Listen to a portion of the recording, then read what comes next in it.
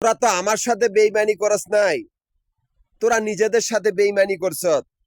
তোরা মাফিয়া গ্রুপের ধর্ম ব্যবসায়ী ভণ্ড প্রতারক, যাদের কোনো অস্তিত্ব আমি রাখি নাই।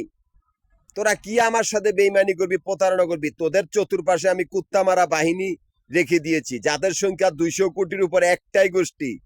তোদের কারোর সাথে কোনো আত্মীয়তা নাই, একটাই গোষ্ঠীর সাথে। মাফিয়া গ্রুপের ভণ্ড প্রতারকের বাচ্চা অগল।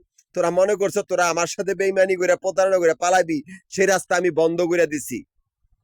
আমি একটাই গোষ্ঠীর নেতৃত্ব দিয়েছি, সেই গোষ্ঠীর সমস্ত সম্পত্তির মালিক।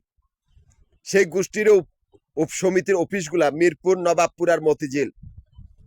আমি অসুস্থ অবস্থায় কতগুলো অজাত পাগলা কুকুরের সাথে পাগলামি করতেছি। এই অজাতগুলা শক্তের বক্ত, নরমের জম, ওদের চোখে মানুষ বাজে না।